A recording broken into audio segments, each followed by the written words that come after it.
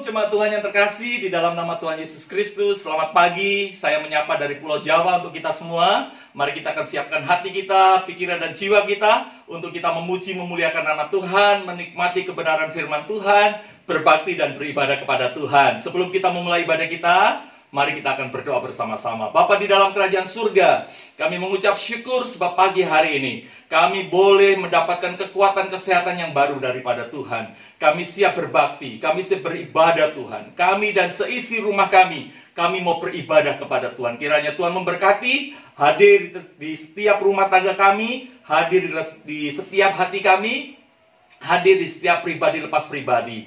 Terima kasih Bapa, kami siap menikmati ibadah kami. Di dalam nama Tuhan Yesus kami membuka ibadah kami. Haleluya.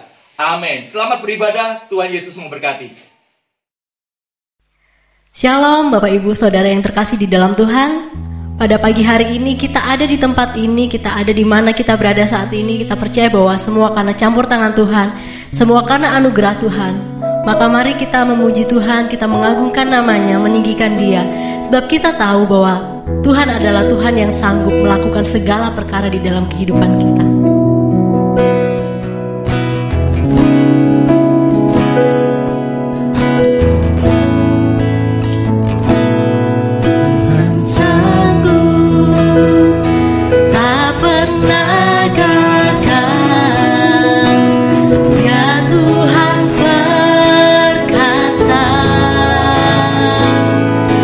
Jauh melebihi segala yang kupikirkan.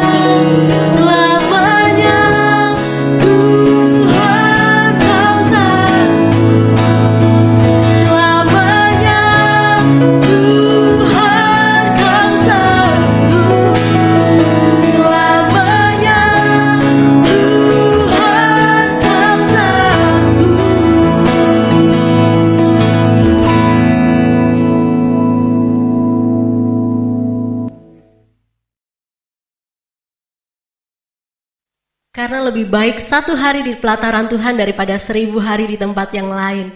Dan inilah yang kita meminta kepada Tuhan, bahwa kita mau berada dekat dengan Tuhan.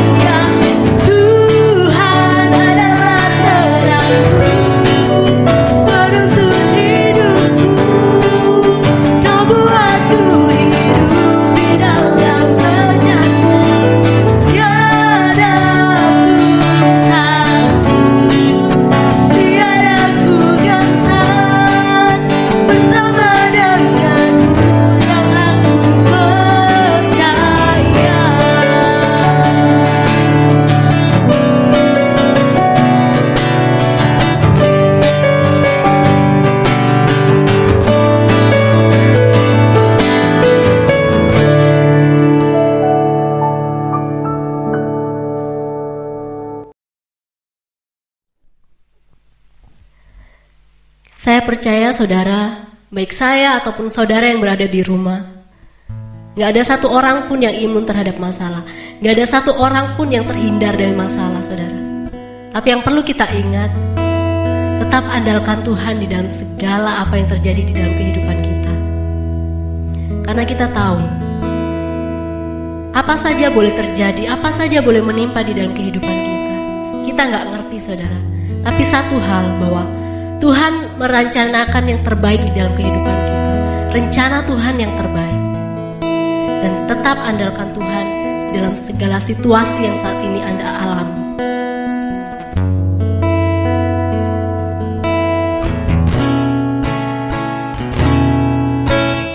Meskipun takut mengerti apa yang ku alami,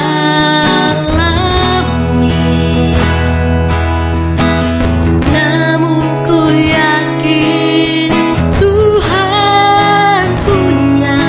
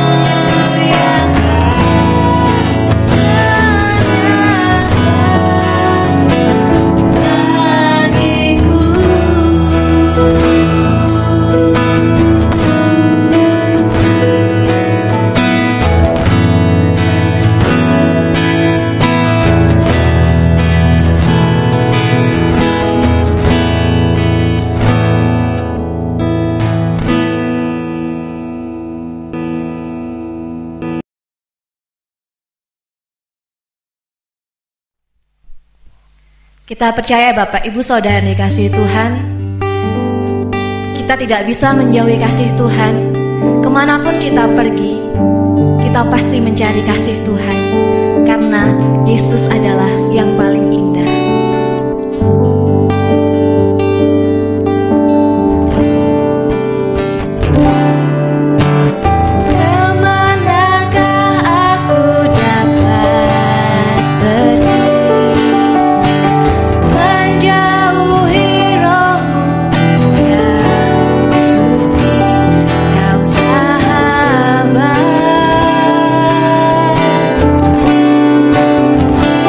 Dan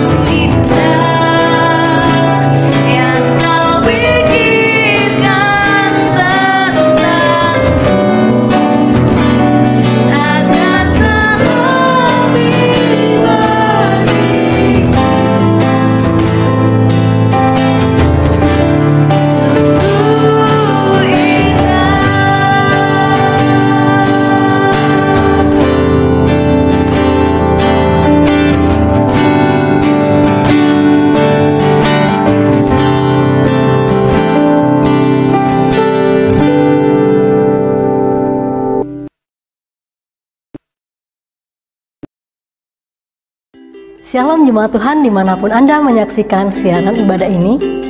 Saya akan menyampaikan breaking news Minggu 23 Agustus 2020. Selamat beribadah bagi seluruh jemaat GSJA Ephata Ken dan bagi Bapak Ibu yang mengikuti ibadah ini. Kegiatan ibadah minggu ini, Rabu dan Jumat pukul 20 WITA, benteng doa melalui Google Meet. Sabtu pukul 18 WITA, ibadah anak melalui Google Meet. Minggu pukul 9 WITA, ibadah raya melalui kanal YouTube Ephata_Ken. Meskipun masih melalui daring atau online, marilah kita terus bertumbuh di dalam Tuhan melalui ibadah-ibadah kita minggu ini.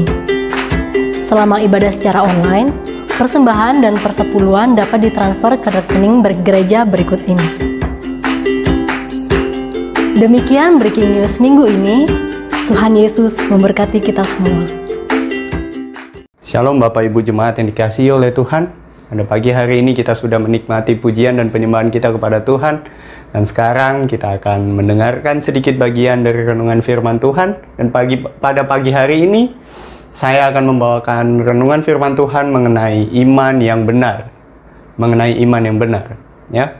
Kita akan belajar mengenai iman yang benar ini dari sebuah kisah yang terdapat di dalam 1 Raja-Raja 18 ayat yang ke-20, di mana di situ tertulis kisah tentang Elia melawan 450 nabi Baal. Ini cerita sekolah minggu, cerita yang sangat-sangat umum buat kita semua. Dan di sini kita akan melihat ada dua jenis iman. Ya, yang pertama adalah iman yang besar, dan yang kedua adalah iman yang benar. Ya. Saya akan ceritakan sedikit kisah Elia melawan 450 nabi Baal ini. Sedikit saja untuk mengingatkan kepada kita semua. Pada waktu itu Elia menantang 450 nabi Baal untuk menunjukkan siapa Tuhan yang berkuasa, apakah Baal atau Allah yang disembah oleh Elia. Dan pada saat itu Elia hanyalah seorang diri. Dan dialah satu-satunya orang yang percaya kepada Tuhan atau beriman kepada Tuhan yang benar. Sedangkan semua orang lain di bangsanya sudah tidak lagi percaya kepada Tuhan. Nah, di sini Elia menantang nabi-nabi Baal tersebut untuk menunjukkan, ayo kita tunjukkan siapa Tuhan yang berkuasa. Ya, singkat ceritanya seperti itu, dan ketika itu Elia memenangkan pertandingan tersebut, dan dia menyembelih 450 nabi Baal tersebut karena mereka kalah. Dan di sini kita melihat ada dua contoh iman seperti yang tadi sudah saya bilang. Contoh iman yaitu iman yang besar dan iman yang benar, ya.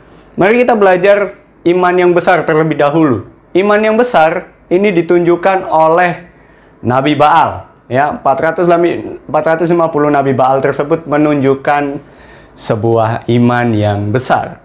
Ya, saya bacakan buat kita semua. Dari mana kita tahu bahwa iman mereka besar? Ya, pertama, selain jumlahnya yang besar, ada tindakan-tindakan yang mereka lakukan yang menunjukkan bahwa kepercayaan mereka kepada Baal itu cukup besar. Ya, saya bacakan di 1 Raja-Raja 18 ayat 26, 28, dan 29. Mereka mengambil lembu, mereka ini nabi Baal, mengambil lembu yang diberikan kepada mereka, mengolahnya dan memanggil nama Baal dari pagi sampai tengah hari. Katanya, "Ya Baal, jawablah kami." Tetapi tidak ada suara, tidak ada yang menjawab. Sementara itu mereka berjingkat-jingkat di sekeliling mezbah yang dibuat mereka itu. Ayat 28. Maka mereka memanggil lebih keras, serta menoreh-noreh dirinya dengan pedang dan tombak, seperti kebiasaan mereka, sehingga darah bercucuran dari tubuh mereka. Sesudah lewat tengah hari, mereka kerasukan, sampai waktu mempersembahkan korban petang. Tetapi tidak ada suara, tidak ada yang menjawab, tidak ada tanda perhatian. Di sini kita melihat bahwa iman mereka cukup besar. Iman mereka bukan cukup besar ya, tapi sangat besar pada Baal itu. Namun, di balik iman yang besar ini, iman mereka tidak benar. Tidak ada kebenaran di dalam iman mereka. Kebenaran di sini adalah kepercayaan kepada Allah yang benar. Ya, mereka beriman sangat besar kepada Baal. Ya, Baal itu bukanlah Tuhan yang benar. Itu adalah mungkin dewa-dewa yang mereka buat sendiri. Ya, maka dari itu tidak ada kebenaran di dalam iman mereka. Tidak ada sesuatu yang benar yang bisa membuat Baal mereka bisa menyatakan dirinya. Ya kan? Dan tindakan mereka sangat-sangat ekstrim, sangat-sangat luar biasa. Mereka berjingkat-jingkat, mereka menoreh badan mereka, melukai diri mereka. Ya, yang disebut asketisme dalam teologi itu ada asketisme di mana mereka bisa melukai diri mereka untuk membuat Allah mengasihani mereka. Ya kan? Dan tindakan itu bukanlah tindakan yang benar, bukanlah sebuah tindakan yang Allah kehendaki. Di situ letak ketidakbenaran iman mereka. Iman mereka boleh besar, mereka bisa memanggil Baal mereka dari pagi sampai petang, mereka melukai tubuh mereka. Dan mereka berjingkat-jingkat, mereka teriak-teriak sampai mereka kerasukan. Itu tindakan iman yang besar, tapi tidak benar. Ya, tindakan mereka tidak bisa dibilang sebuah tindakan yang benar. Dan kita tahu ceritanya, Baal mereka tidak datang. Baal mereka tidak membakar apa yang mereka persembahkan. Ya, bahkan di ayat 27 Elia sempat mengejek mereka. Mungkin Allahmu sedang tidur. Mungkin Allahmu lagi plesir, lagi bertamasya. Mungkin Allahmu tidak lagi memperhatikan engkau. Elia sampai berkata seperti itu. Panaslah hati mereka. Mereka mulai melukai tubuh mereka sampai mereka kerasukan, dan korban itu tidak kunjung terbakar oleh api Tuhan. Ya, di situ kita melihat bahwa iman yang besar kalau tidak benar tidak akan mendatangkan kemuliaan Tuhan, tidak akan menyatakan diri Tuhan, diri Allah kepada siapapun, bahkan kepada mereka yang mempercayainya.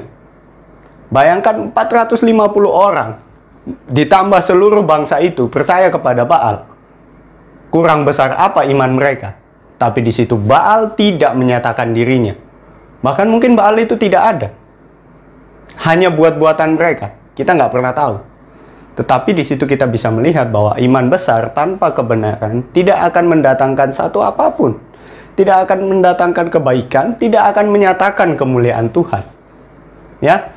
Lalu yang kedua, apa yang membuat Baal tidak menampakkan diri atau tidak menyatakan kekuatannya adalah nabi-nabi tersebut percaya bahwa mereka mampu mendatangkan Tuhan.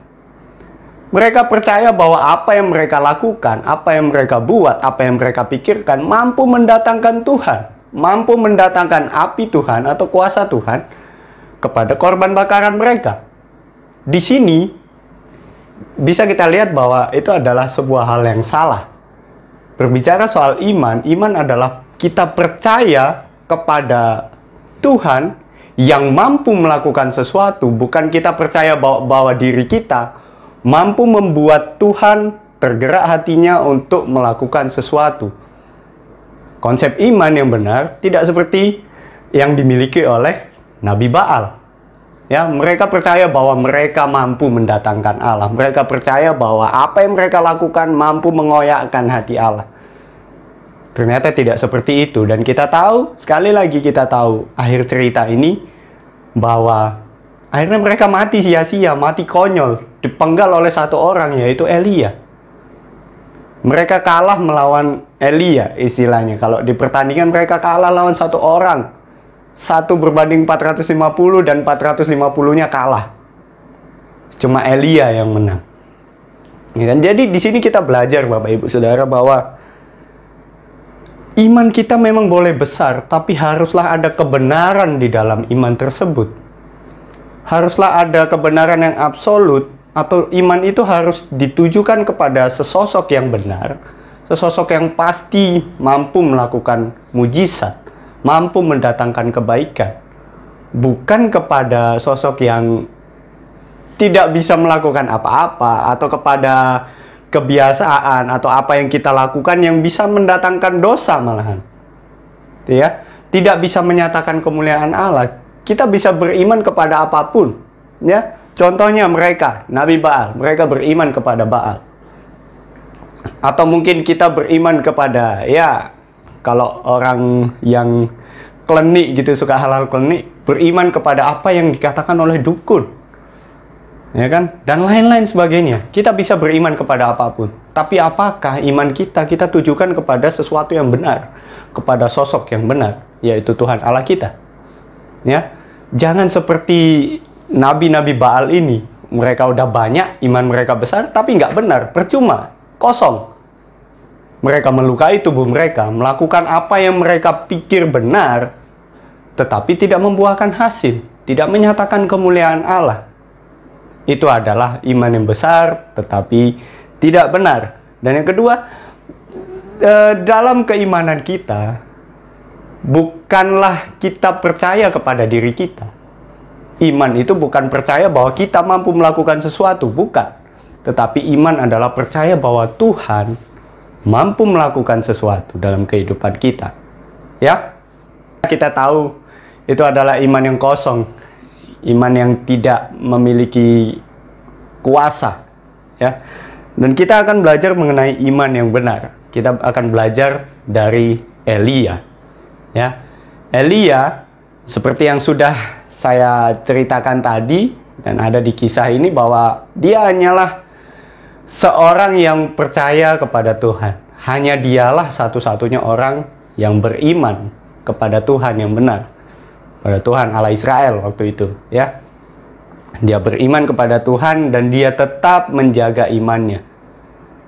Dia tetap menjaga imannya di saat semua orang di sekelilingnya tidak lagi percaya kepada Tuhan, di saat semua orang berpaling daripada Tuhan, dia tetap percaya kepada Tuhan. Maka dari itu dia berani untuk menantang nabi-nabi Baal yang jumlahnya banyak sekali. Dan kita tahu akhirnya dia menang. Nah, mari kita lihat di sini bagaimana sih iman yang benar itu. Bagaimana sih iman yang berkuasa itu bagaimana? Ya, kita akan lihat. Yang pertama adalah iman Elia, iman yang dimiliki Elia itu sangat sederhana. Ya. Nggak muluk-muluk. Nggak apa ya? Iya, nggak muluk-muluk lah. Nggak terlalu wah gitu. Sederhana saja. Dia hanya percaya kepada Tuhan. Tuhan yang mampu mengubah semua kemustahilan menjadi kemungkinan.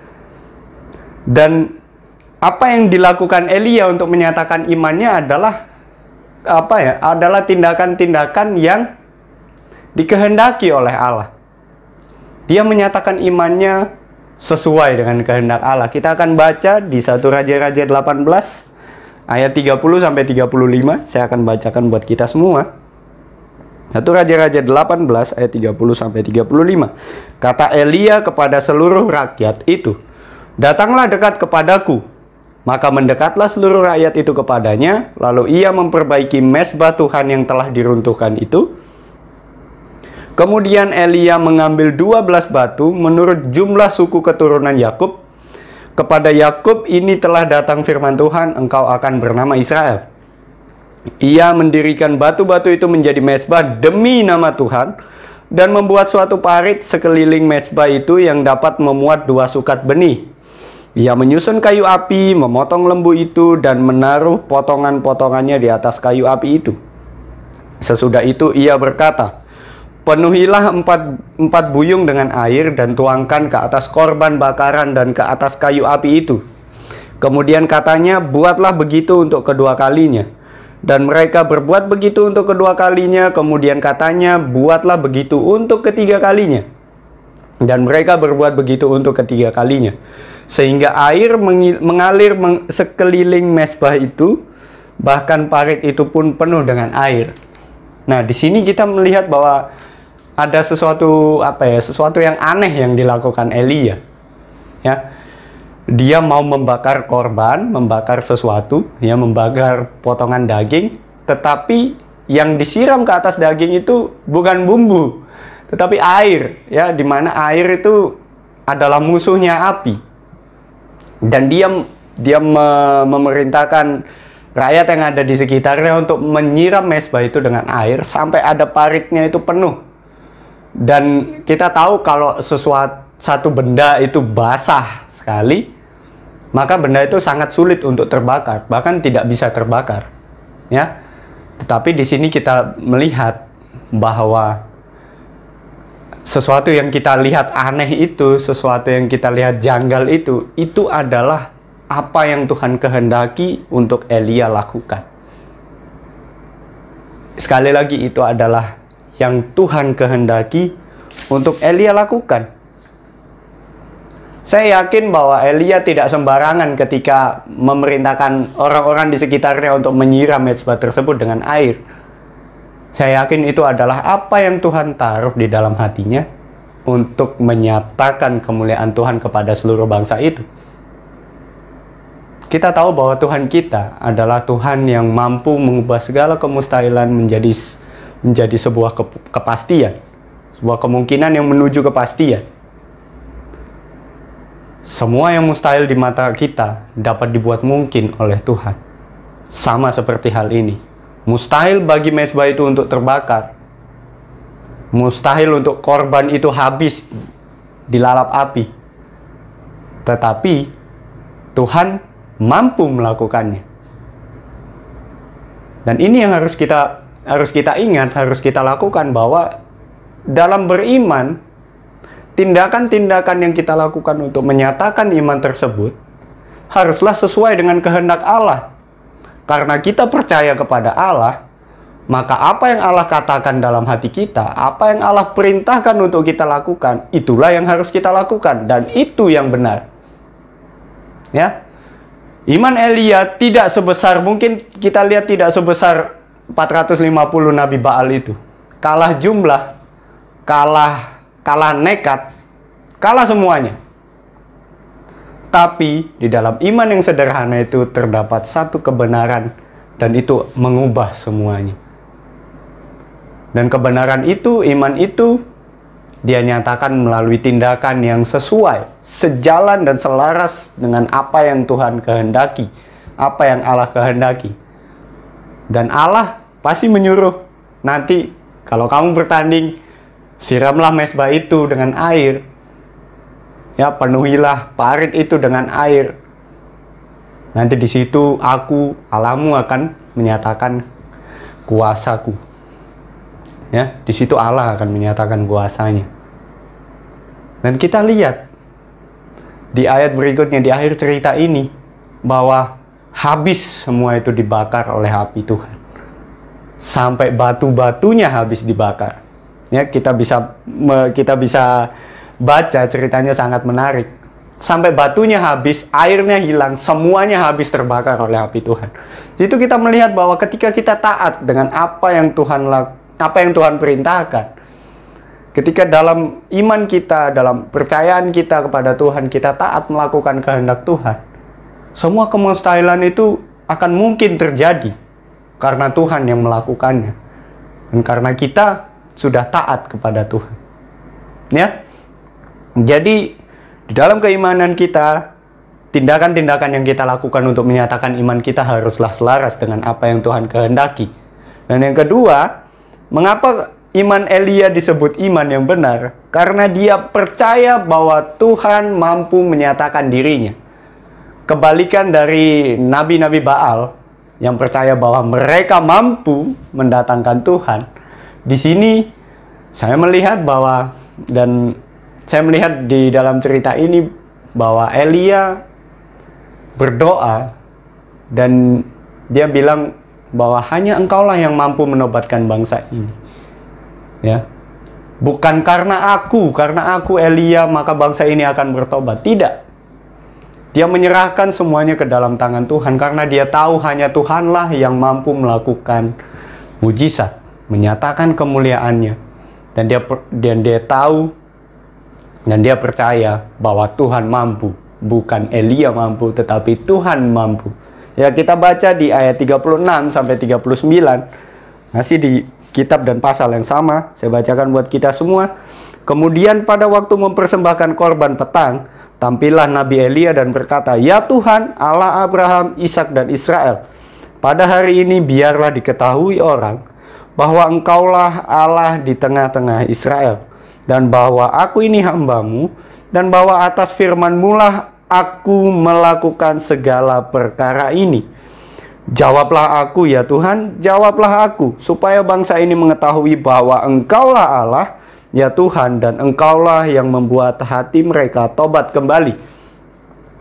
Lalu turunlah api Tuhan menyambar habis korban bakaran, kayu api, batu, dan tanah itu, bahkan air yang di dalam parit itu habis dijilatnya.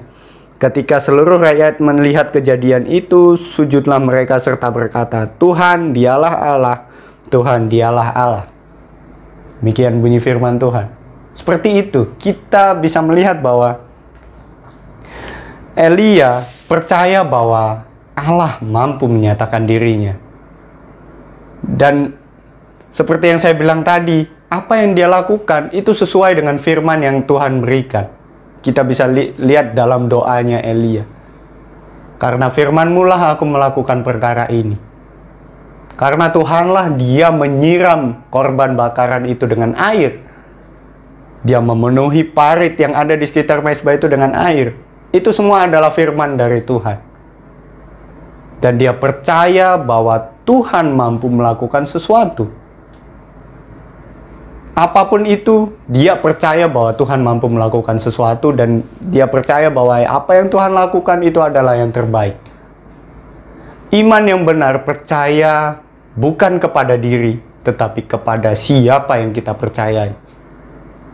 Di dalam keimanan kita, kalau kita mau disebut orang-orang yang beriman, memiliki iman yang benar, kita harus percaya sepenuhnya kepada siapa yang kita percayai. Dalam hal ini Tuhan. Ya.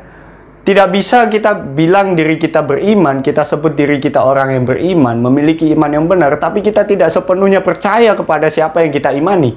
Kita tidak sepenuhnya percaya kepada Tuhan. Tidak bisa seperti itu. Iman yang benar adalah iman yang sepenuhnya percaya kepada Tuhan. Percaya bahwa Tuhan mampu melakukan sesuatu, mampu melakukan yang terbaik dalam kehidupan kita. Itulah iman yang benar, dan kita tahu, sekali lagi saya tegaskan, kita tahu ending dari cerita ini bahwa Elia menang. Saya sudah bacakan di ayat 36-39 bahwa habis korban itu dijilat api, semuanya terbakar. Tanah, batu, kayu, daging, air itu semua terbakar oleh api Tuhan. Di situ Tuhan menyatakan kuasanya, di situ Tuhan menyatakan kemuliaannya. Sehingga di ayat 39, orang-orang yang ada di sekitar itu menyatakan bahwa dialah Tuhan. Ya, Tuhan yang Elia sembah adalah Tuhan yang benar.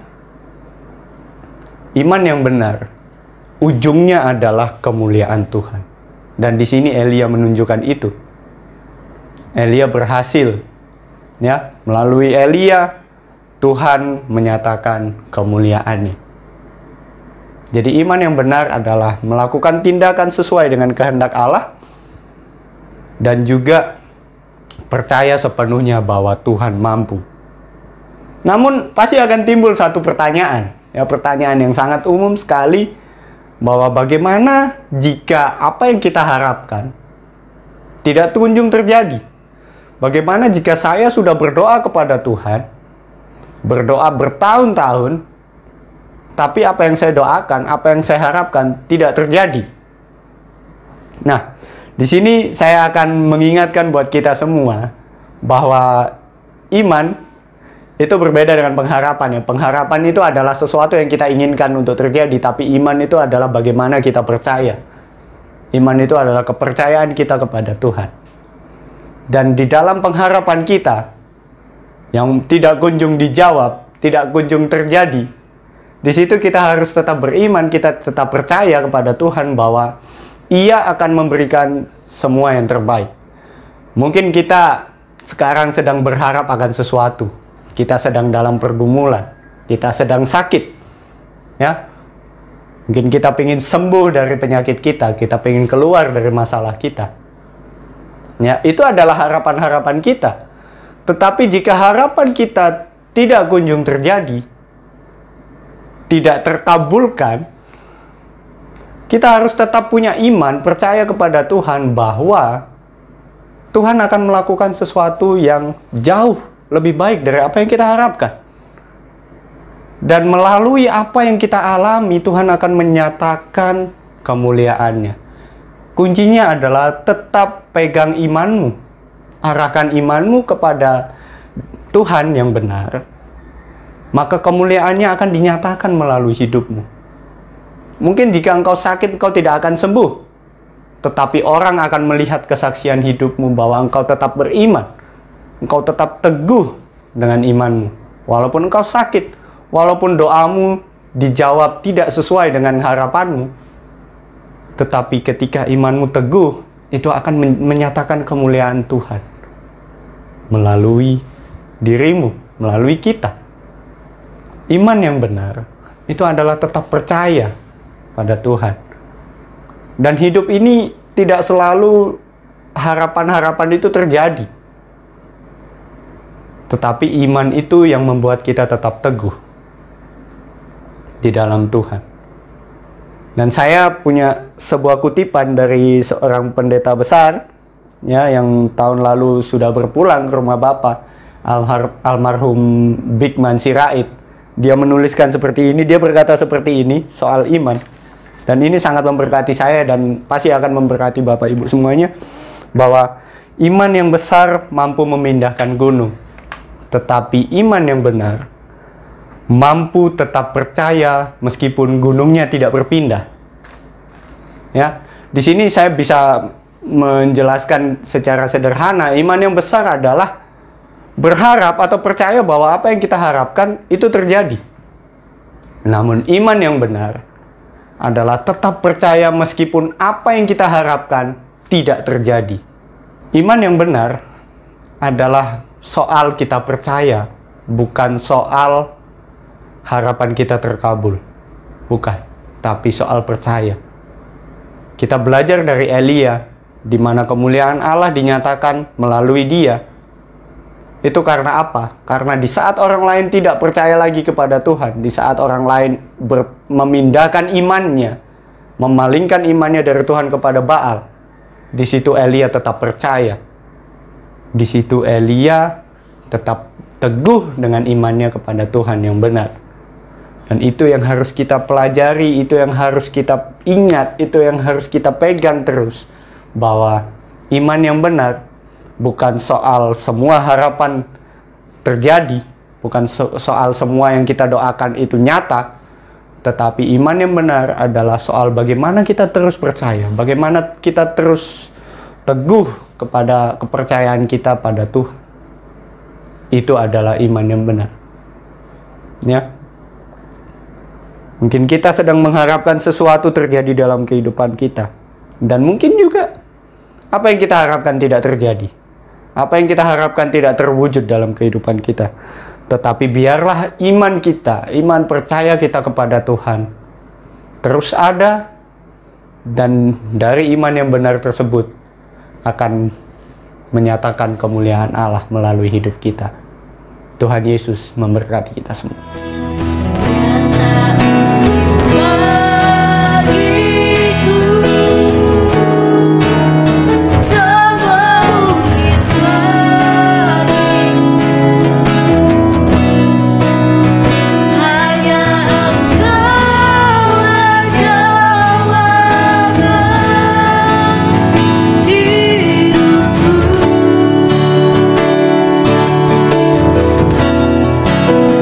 Yang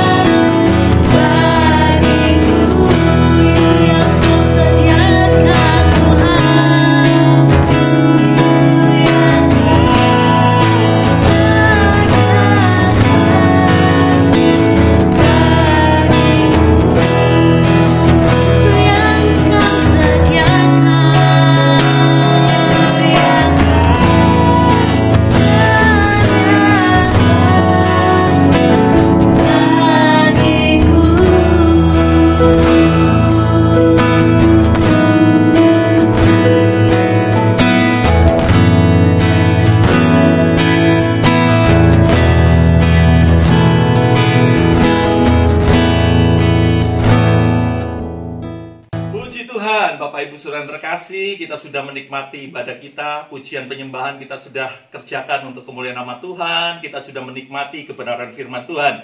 Tiba saatnya kita akan mengakhiri ibadah kita. Siapkan amplop-amplop persembahanmu, kita akan berdoa dan menerima berkat. Mari kita berdoa bersama-sama. Bapa di dalam kerajaan surga, terima kasih karena di akhir ibadah ini kami sungguh merasakan hadirat-Mu, kami sungguh merasakan kuasa-Mu bekerja atas kehidupan kami. Sebelum kami mengakhiri ibadah kami mengangkat amplop-amplop persembahan kami mau mempersembahkan yang terbaik untuk Tuhan, dan kiranya Tuhan sendiri akan membuka tingkap langit, mencurahkan berkat bagi kehidupan keluarga kami, rumah tangga kami, pekerjaan dan usaha kami, bahkan setiap keperluan kebutuhan dicukupkan menurut kekayaan kemuliaan-Mu. Terima kasih Bapa, kami memberi dengan sukacita di dalam nama Tuhan Yesus. Mari Bapak Ibu kita berdoa. Bapa kami, Bapa kami yang di sorga, dikuduskanlah namamu, datanglah kerajaan-Mu, jadilah kehendak-Mu di bumi seperti di sorga.